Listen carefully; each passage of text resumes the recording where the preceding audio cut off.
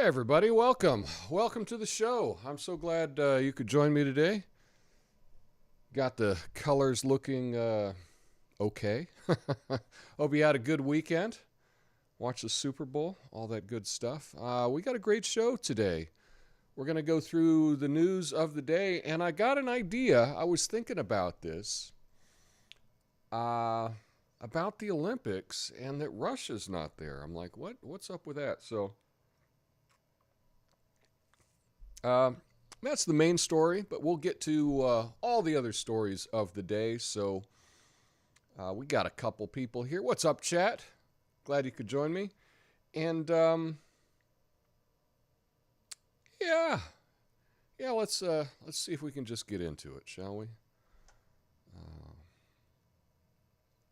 See if we can just get into it. Okay, here we go. That is not.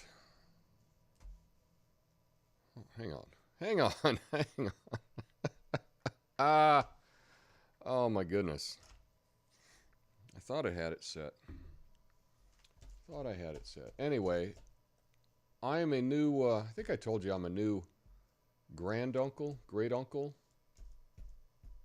I think great uncle is the name for it, and went and saw her this weekend. That was kind of awesome.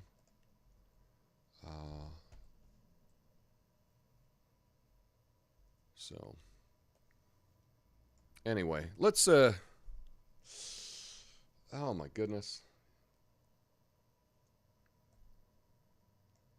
All right, I didn't get something set. So I guess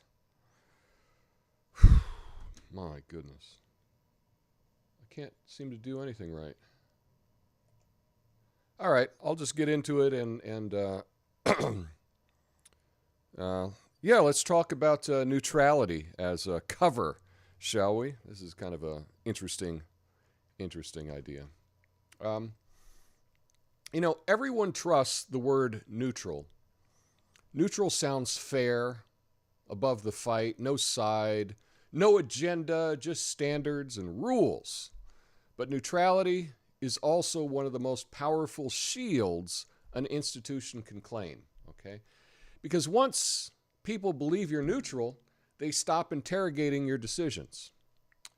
You're no longer arguing, you're ruling. We're told the Olympics are beyond politics. It's a sanctuary of sport, a truce zone for competition. But best athletes, clean field, no ideology, just excellence. Until a geopolitical crisis hits and suddenly the non-political body makes a political exclusion. Maybe you support the decision, maybe you don't. That's not the core idea here. The core idea is this. If an institution claims to be above politics, but it still reserves the right to make political judgments and call themselves neutral enforcement, that ain't neutrality. That's authority with really good branding. So real neutrality has one test: consistency under pressure. Same standards, even if it's awkward, even when it costs reputation, even when allies are involved, even when the headlines are hostile. Selective neutrality isn't neutrality. It's discretion, presented as principle. And this pattern repeats everywhere. Review boards, standards, panels, oversight committees, independent authorities, right? Neutrality labels, that comes first. The contested decision comes later. The label stays, the scrutiny fades, because neutrality claims don't remove bias. They reduce resistance. So don't measure neutrality by mission patterns. Measure it by pattern, by symmetry, by who gets judged, who gets excused, who gets excluded, because neutrality isn't what an institution says about itself. Neutrality isn't proven with a claim. It's exposed by who you punish. My name's Tom Coffey. This is the Coffey Nuance Show, your favorite streaming show right now. Flame on.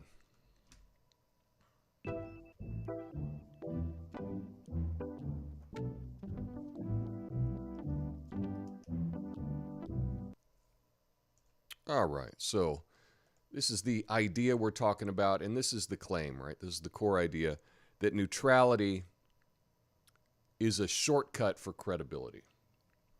All right. Neutral, it is a very trusted word. And it sounds procedural. It sounds like it's not ideological. That's a good word.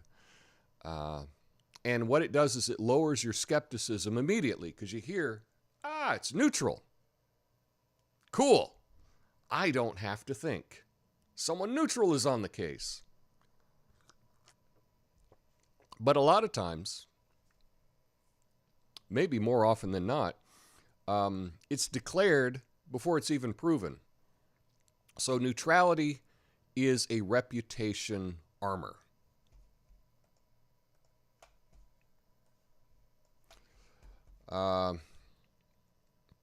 And neutral does not mean passive, okay? So neutral bodies still exist, right? That does exist just because people are misusing the term. So think of like a referee, okay? The authority will still shape the outcome. You have to question the consistency in the calls that the referee makes, not the activity that the referee does. So that's what we strive for. And when we look at, like when we watch the Super Bowl, we want to see, hey, are they calling the same kinds of penalties against both teams and not just one team? Right? That's how we can tell by their action, not just because they put on the black and white stripes. Right? Neutral people, they still make calls. And it's about how they make the calls, not whether they make the calls or not.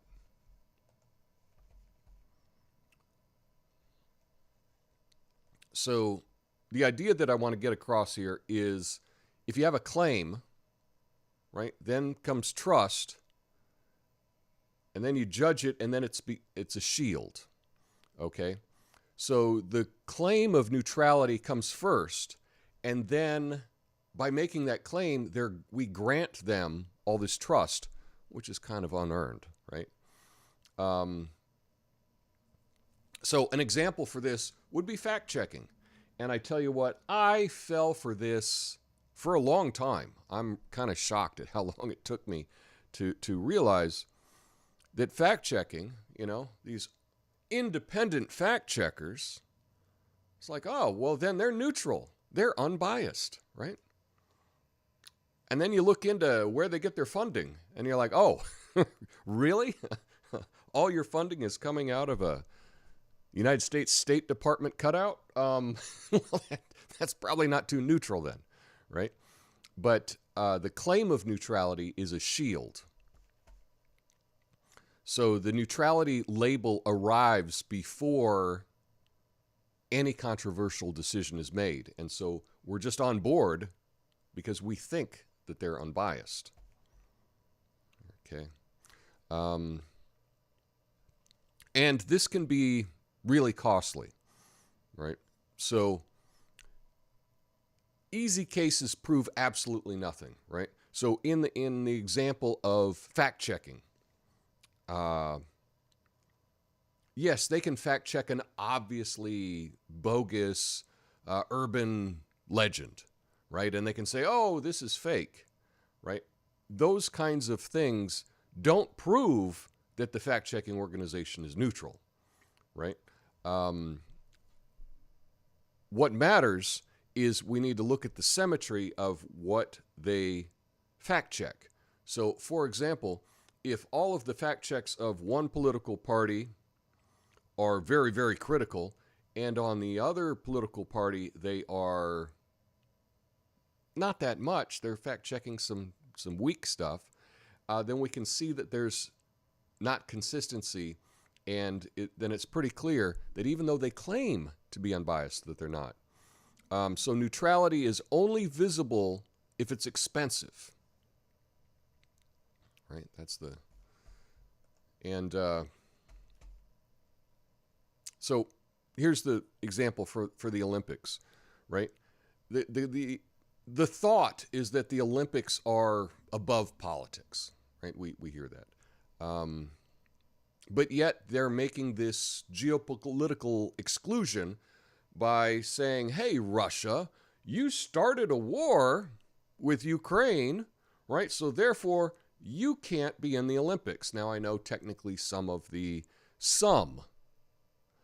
individual athletes are allowed not to have the flag of Russia, but they're still allowed to compete. But there's no team sports, right? There's no Russian hockey team this year. The United States is not competing against Russia in ice skating, right?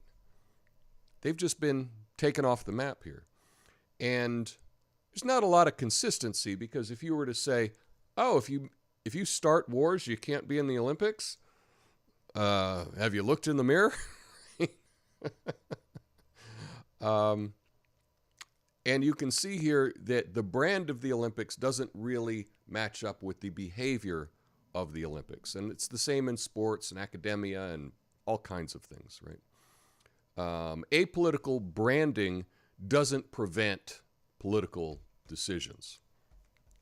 So what the thing to do here is to measure patterns and not just slogans, right? So ignore the mission statement, right? The Olympics says that it's one thing, but the proof is in the pudding, right? The proof is what they actually do. Who gets punished? Who gets excused, right? Is there symmetry here? And if it's not, it ain't neutral, right? It's not neutral.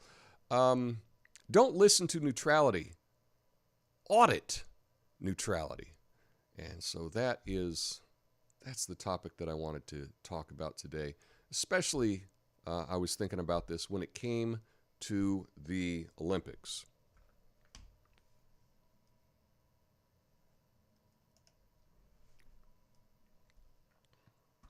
Let's see, here we go. There we are. So, yeah, the Olympics started in Italy this past weekend, and lots going on there.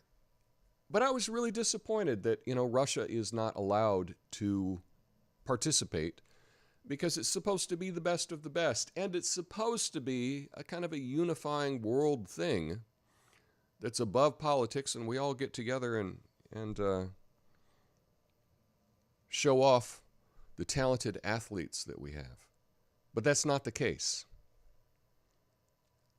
And it's totally hypocritical, right? Now, they can also claim that Russia had a problem this time with, because some of their athletes got popped for performance-enhancing drugs. And I got to say, it's where you look is where you will find things. So if you don't audit something, you're not going to find it, right? If you're not allowed to audit a system, Georgia, then you won't see if there's any there. It looked like the Russian athlete, I think probably I would say that most professional athletes are taking something performance enhancing. That's just my thought on it. If you're in the top 1% and your career will only exist if you were the best of the best of the best, I think most are looking to just get up to the line of what is legal. A lot of scrutiny on the Russian athletes so that they can get caught. A lot of excuses for American athletes when they get caught.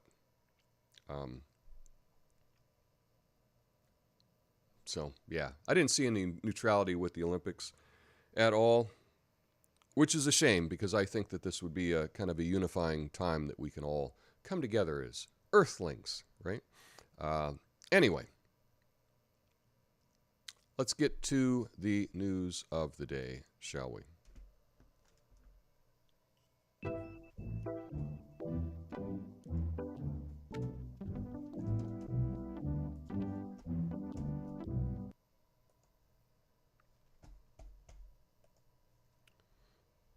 Okay, here we are.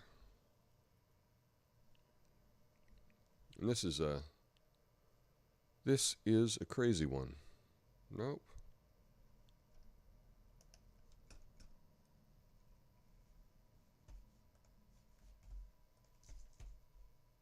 There we go. There we are.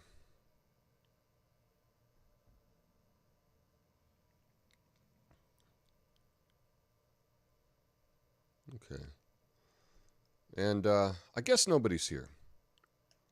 Maybe someone's watching, but there's nobody in the chat. And so I probably have to reevaluate even doing this show.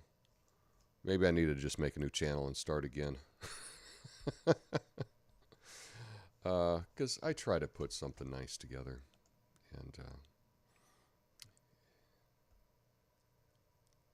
And if it's not for the world, then I guess I'll have to do something else. That's okay. Anyway, so here's one story. ICE has urged California Governor Gavin Newsom to not release over 33,000 illegal immigrants with criminal records back into communities, citing serious offenses including homicides and sexual predation. Yikes. California's sanctuary policies have come under fire, with ICE claiming that the state's failure to honor detainers has already led to the release of thousands of criminal immigrants. And Newsom defends his policy, stating that California does not cooperate with the feds. I ain't talking to you, Fed.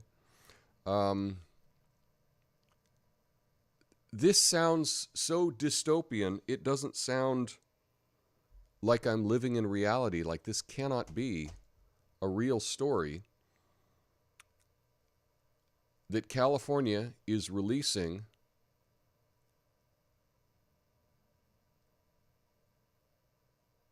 criminals out into the public, 30,000, 33,000, just because I guess they hate their citizens that much, or to get one over on Trump. I don't know. It's bizarre.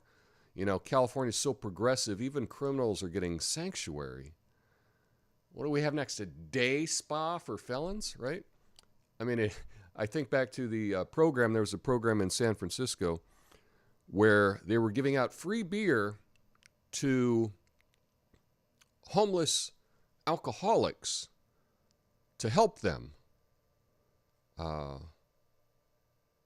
Because if they could have a beer or two, then they would take care of their addiction for the day. I don't know. They spent millions of dollars on that. Anyway, I think that program was eventually canceled. But if you were a criminal, where do you think you would go? Would you go to a state that said that they were tough on crime and they would put you in jail? Or would you go to a state that said, oh, you're not even a legal citizen, don't worry about it, we'll let you out the back door of the jail, and we won't tell the feds where you are? Yeah. So pretty much what we see here is incentives really show what the outcome is going to be. We saw that here in Portland when the state became, the first state that just allowed all illegal drugs. And guess what? People that are into illegal drugs, especially homeless people that were into drugs, well, I can just move to Portland because it's legal there. And that's what we got. We got, I don't know, we've probably got at least 10,000 people living on the street here, most of which I think are addicts. Anyway, great policy there, California. We'll see how that works out for you. Okay. All right. Next story. This was, and again, The Hill putting up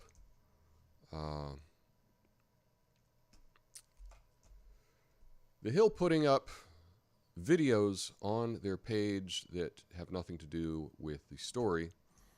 So we're talking about Bad Bunny here. Bad Bunny's Super Bowl halftime show. Did you see it? Did you see it? I was at a Super Bowl party. We were watching it actually watching it on a 120-inch screen. I don't know why they don't just call it a 10-foot screen. But that's what it was, 120-inch screen. But he performed atop a utility pole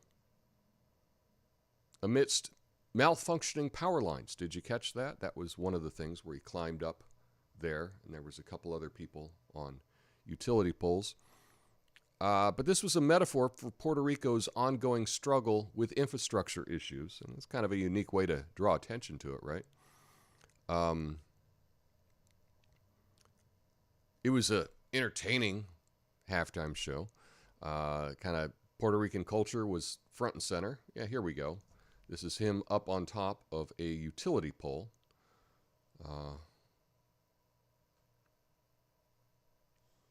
I liked that he brought in Lady Gaga and Ricky Martin. I thought that was kind of cool. I think overall,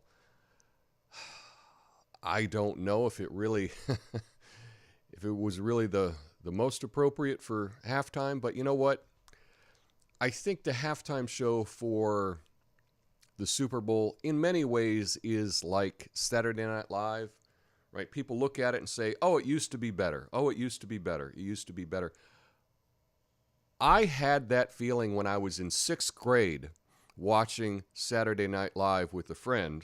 We were like, oh man, it used to be good. It used to be funnier, right? That's just kind of the standard for that. I'm not sure why Bad Bunny had to grab himself all the time, or at least grab his leg pretty high up. That was weird. I thought the shoulder pads were weird. His face looked like he'd done something to it. I don't know if he's had like new surgery or something, or it was just all of the makeup, but it looked odd. Didn't look like the Bad Bunny that I was used to.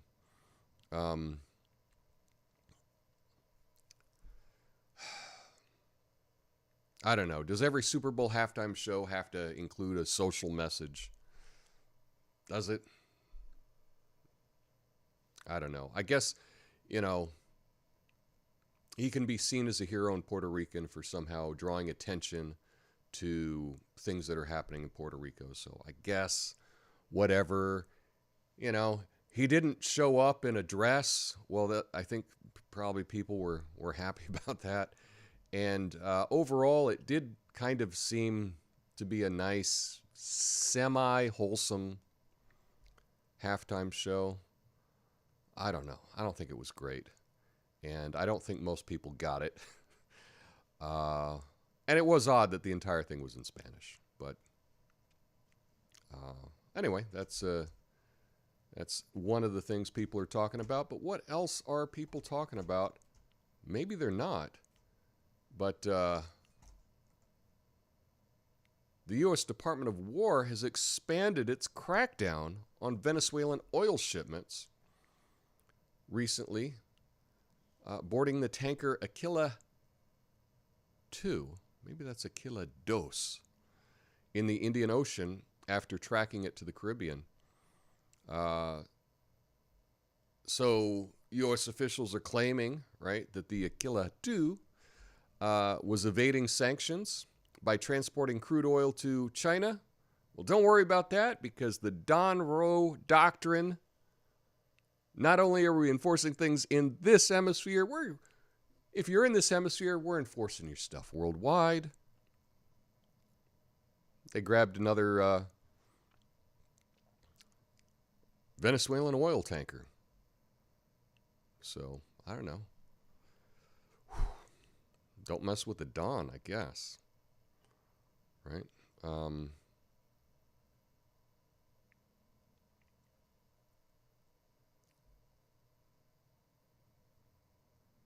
And, don't expect any retaliation from Venezuela, right? I mean, what are they going to do? So, I don't know. Very odd. Very odd. But this was in the Indian Ocean.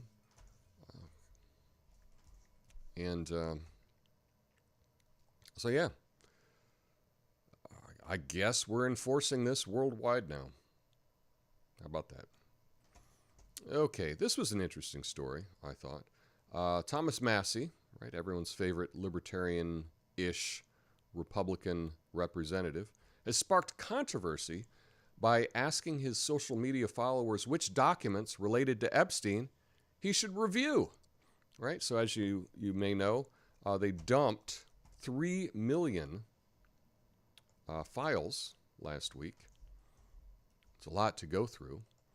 So social media, Massey's getting in on it, getting lots of clicks.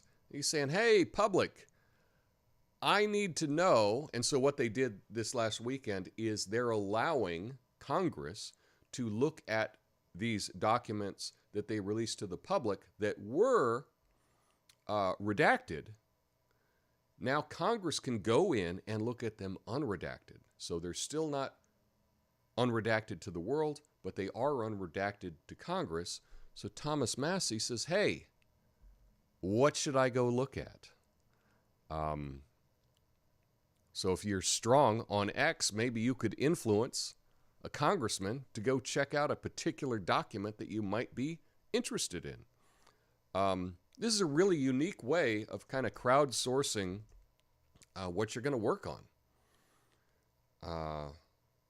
And I think we'll see more of this in the future, you know, for really smart, proactive congresspeople. They can just ask, hey, what should I do next? And they listen to the public. That's kind of what they're supposed to be doing, right? And so in this case, Thomas Massie is, you know, kind of making a choose your own adventure. You know, hey, what do you want me to look at next? Hey, check out this document because we want to know who's behind it and what that was up to. Can you look into that? So that's what Thomas Massie is doing. I think really unique. And if you've got something for him, go give him a follow on X and put something in the comments. Maybe he will be checking that out. You know, he could come up with a reality show, right? Keeping Up with the Epstein Files, where he could talk about the latest thing that he brought up from the Epstein Files that was redacted, and maybe he could share it with the public. Anyway, speaking of the Epstein Files, this is interesting. Musk, and again, the Hill. It's funny. I stopped the video, okay, and then I changed the tab, and when I go back to it, it starts again. There's nothing I can do to make the Hill's videos stop doing this crap. Okay.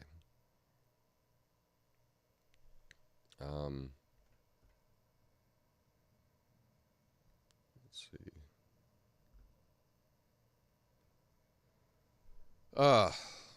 Anyway, what are we talking about? That's right. Musk offers to pay legal fees for Epstein victims sued for speaking the truth.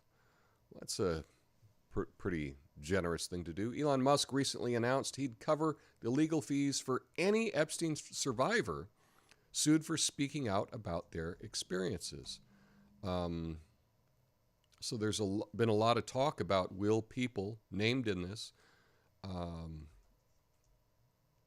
talk about it. Will people be sued for speaking the truth on this? And in this case, Musk is saying, hey, I got your back. So that is good. Now, skeptics may say, you know, is this genuine or is this like a PR move for Elon? Is he trying to boost his image? Could it be both? Probably both. And that's a question, you know, should wealthy people be stepping in to fund legal battles for survivors? It's a free country. I guess they can if they want to, right?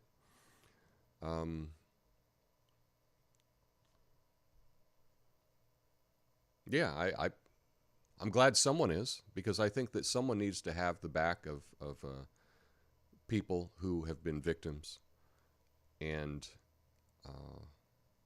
if they need help with some legal defense for speaking out, I think that's probably a good thing, right?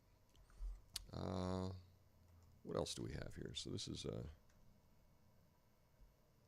so that interesting. So that's what I have to do. Okay, Discord. Does anyone use Discord here?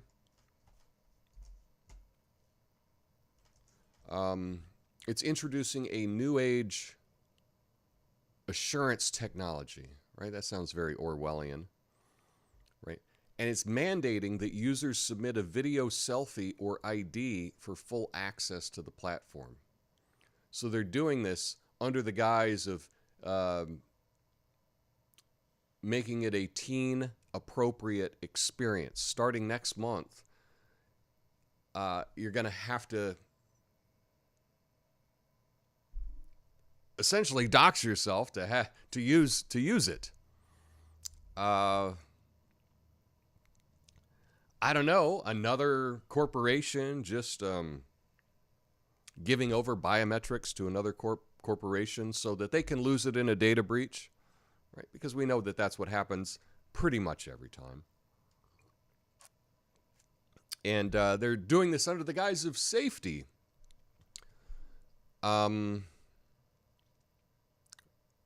But I think for safety, if I'm using a service, I should be able to decide whether to disclose who I am or not, you know, because for safety, they could just turn around and start saying, hey, you want to use Microsoft Word? Well, we need to make sure that you're a good person or whatever. You could be using Microsoft Word for inappropriate things. And so to make sure that Microsoft Word stays safe, we need you to take a video selfie of yourself so that we can have biometrics of your face. To use Microsoft Word. No, I'm against all of this. That's what I feel about that. And I think it's going to, you know, if this sticks, if they're able to do this on Discord, it's going to happen with all the platforms. They're just all going to follow suit. So I say no. F Discord. But what else we got? New York is considering 2 bills to rein in the AI industry. Yeah, that'll work. Their legislature is poised to vote on 2 significant bills aimed at regulating AI. The New York FAIR Act mandates labels on AI-generated content, ensuring transparency for consumers. Additionally, proposed 3-year moratorium on new data center construction. Okay, so regulate yourself out of the hottest industry. That makes a lot of sense. So I guess people won't be using New York for AI. So genius. You know, that's why there's no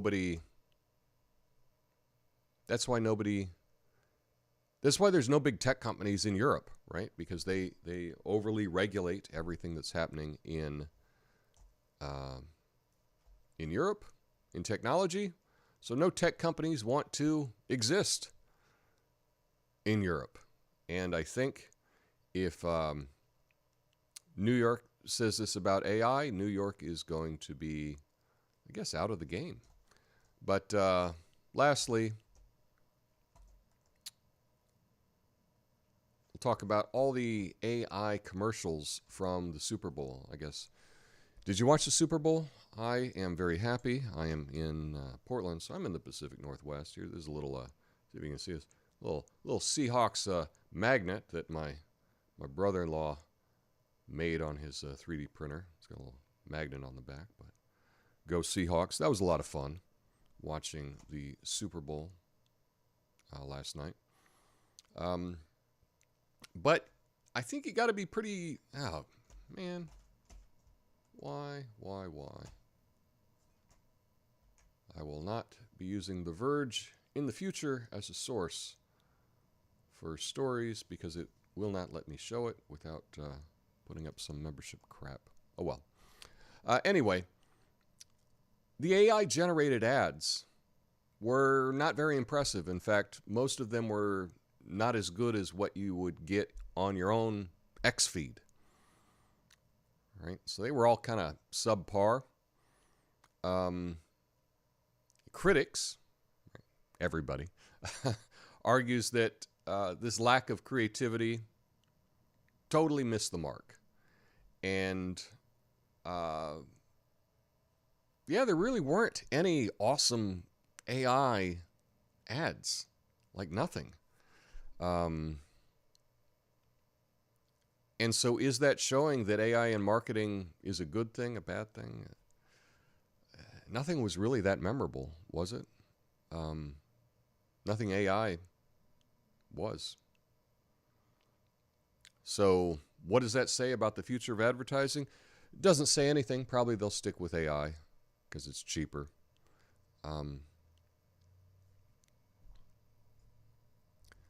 But the ads for the Super Bowl haven't been that good for quite a while. I don't know. AI is doing so many awesome things right now, but it depends on who's using it, right? So I guess marketing executives, advertising people coming up with ads are not necessarily the best at using this new technology because they certainly didn't impress. Anyway, that's all I have for you today. I guess looking at the number of people watching this live just makes me reconsider even doing this. But that's okay. Anyway, I think I'll be back on Wednesday with a big idea, some self-indulgent thought I've been having about something I think is fascinating and interesting. So if you want to join, cool. Otherwise, hope you have a great week. Hit the like button. Let me know that that you're here. Apothecary John is here. So thanks for being here, John. I appreciate you. Anyway, that's all I have for you right now. Have a beautiful, beautiful Monday, and I'll see you next time. Until then, peace.